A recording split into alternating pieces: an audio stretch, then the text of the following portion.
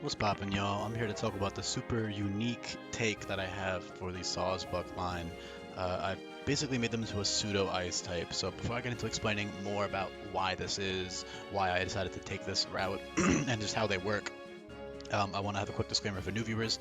To pause the video and read the description, it's got a bullet point list that'll explain a lot of the important background information about the ROM hack, so make sure you do that. If you're a returning viewer and you're listening to all the intros and stuff, I appreciate you listening to all my videos. It means a lot. Drop a comment, let me know who you are in the comments down below. Make sure y'all also like, sub if you haven't already, all that good stuff. Another important disclaimer to get out of the way is if you're new here to, when you're done with the video, number one, I have tons of other videos for all the other Pokemon in the game, but most importantly, I have the dues decks, the Google Sheet link down below, and you can look at all the Pokemon buffs and changes, all the items, everything, all the stuff in the game. But most importantly, the move guide you see on screen, if you scroll through it in order, it's got all of the changes in the game organized very, very thoroughly, very easy to understand if you just scroll through it, so definitely give that a look. So, Sawsbuck. Some people might be wondering, why did I choose to do it this way? Because they're not actually an ice type. So I think this is a cool ass, unique way of looking at Sawsbuck, right? Obviously, in an ideal world, I would make a type for every form. But when you think about, none of the fucking forms fit a dual type. The spring one fits fairy, I guess, because you got the whole flowery, healthy vibe going on. But fucking the spring form, sorry, the summer form and the fall form, there's fucking leaves. There's no type of no stupid fucking fire type, ghost type, no shit like that. Alright, it's stupid. So it was either have only two forms. So I was considering a lot of different things with these guys. I was considering making the ice form, ice type, like the winter form ice type, and then the other three would just be grass, and I felt like that was kind of weird. Then I was like, okay, what if I just have the fairy one and the ice one, and that also felt kind of weird. And I'm like, okay, what if I just have the summer and then the winter, the green one and then the white one, and then they're grass and ice. And I looked over a bunch of different possibilities, and I opted to settle for this one. I think this is the coolest one. They're basically just vanilla Sawsbuck, but in regards to typing, right, they're grass normal, but they can turn into an ice type, and they have a very ice-centric level up set and TM set. Specifically, I've given them high base power or very, very useful, strong ice type moves early on. For example, Icicle Crash is 95 power, 100% accurate at level 25, right? That's very strong. Icebreaker is a Wicked Blow variant. That's 120 power, same power as Triple Axle. The downside is it can't be used twice in a row, like all the other Wicked Blow variants, like Stone Edge, for example. But still very strong, especially at level 40, right? I want to really encourage them to become an ice type with versatility. And I like the idea of versatility, aka Protean, on them, because their whole thing is changing forms for the seasons. So I think changing types to match what they're about to use is cool. Keep in mind this is nerfed Gen 9 Protean, so essentially it'll only change once per switch-in, which I think is more balanced and more fun. I like pivoting around and switching around and encouraging that, so this obviously encourages that. And most of the time, if you're running versatility, you're running Scarf anyways, if I'm being real, unless it's a slow Pokemon you're trying to kill. But if it's a Pokemon that's faster, which a lot of the time it might be, you're going to be running Scarf, or you're going to be running Quick Feet, which is super fucking strong. And even with Quick Feet, you can still take advantage of your, high base power ice type moves, which is why I really like the way that this turned out. Is even without versatility, the ice type moves are still good because of how high base power they are for that point in the game. And then the coolest thing here, outside of Permafrost, which is also sick, I love that they kind of have that ice ability and this double Spadef without actually being a literal ice type. I think that's really fucking unique. I mean, it is the only non-ice type to have Permafrost, right? And it works really well with stuff like Leech Seed and Synthesis and Baton Pass for a slow pivot, and it can just become a very versatile Pokemon, right? It can be very offensive or very defensive depending on the situation that you need it to be. Even high horsepower, as a debuffing move, dropping attack as well, attack by -2, hitting twice. It's great offensively and defensively, right? But I'm getting a bit sidetracked. Mountain Gale is a really, really, really strong exclusive flinch move. I originally made it just for both Avalugg forms, and I was debating giving it to some other stuff if I feel like they need it, and I think this is a perfect case for it, because it's such a strong move that they're not actually ice type, right?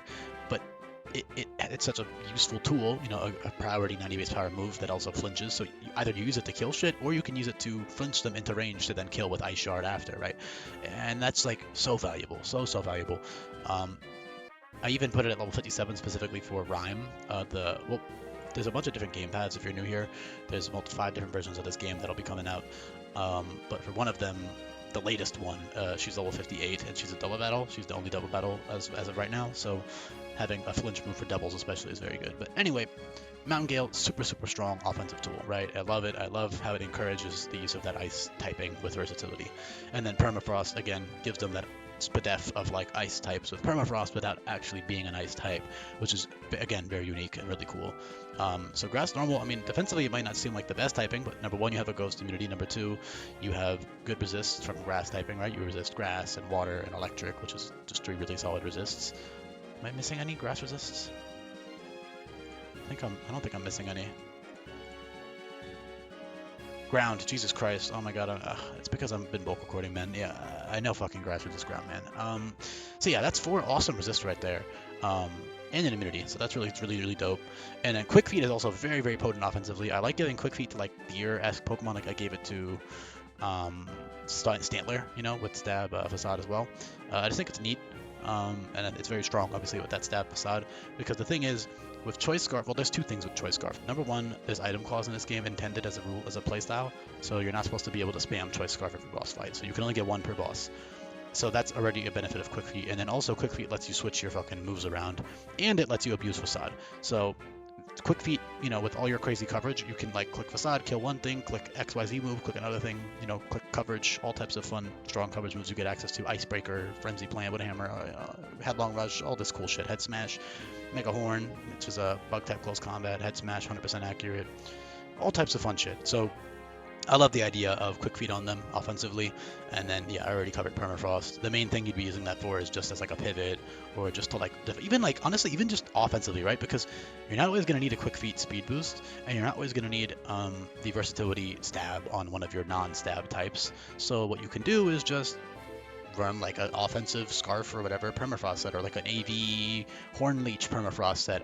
I also like that it synergizes with Horn Leech because their previously signature move was Horn Leech, right? So giving them that defensive ability to take advantage of the healing from Horn Leech I think is super dope. Again, you can 1v1 even like strong special attackers with Horn Leech with Assault Vest. You can just click it and 1v1 no problem, right? Because if you're Permafrost, you're so fucking insanely bulky on the special side. So that's super cool. I love that. With Horn Leech, and also Leech Seed, and also Synthesis, and all the other stuff. But mostly, I mean, even like Charm and stuff, but mostly I would say Baton Pass, Horn Leech, Leech Seed. Those are like the 3 coolest moves with Permafrost. And again, even just as an offensive tool, right? Switching in, use it just to switch in. It's like Intimidate almost, but for special defense, right? Where it's like you take special hits better, and now you can kill something in return that you wouldn't be able to switch into ordinarily without Permafrost. So 3 great abilities. Awesome pseudo ice typing with the ice type moves, encouraging the ice type. I think it's a very unique take without making them a literal ice type. I like the way they turned out. I'm very happy with them. I think it's very interesting. And as for logistics of how this works, you're only going to be getting access to the Winter Deerling in the game. All the other Deerling forms won't have any of the ice moves and are also just not going to be eggs. So if you don't know what the hell I'm talking about with eggs, by the way, I mean, there's no way you don't know about the egg lock thing if you're 8 minutes in, but if you don't know what I'm talking about, pause the video, read the description. You can also join my Discord. I have a whole like Discord channel specifically for explaining that type of thing. I have YouTube videos explaining it, so yeah, you can go look into that. But the egg for the Deerling will be in the winter form always. So yeah, Deerling itself, I mean, it's strong, it's fast. Quick Feet is very strong early on. You know, you got your Facade at 3 badges, which is like relatively early on. What's the average cap per level for 3 badges again? Yeah, like as early as level 24, as late as level 30, you'll be getting Facade. So definitely guaranteed by the time you evolve, you'll have Quick Feet Facade, which is very strong, obviously. Very fun. Man, this guy would be so dope to use. So yeah, that's about it, man. Some other small things, and you got other coverage like Steel, Ground, Fighting, Bug, Rock, Psychic, Fighting. I already said Fighting. You get the idea, right? Obviously Ice, Grass, Normal. Yeah. It's got good coverage. Fairy. It's got good coverage, man. Very good coverage. So, yeah. Thanks for listening. If you made it to the end, I do appreciate that very much.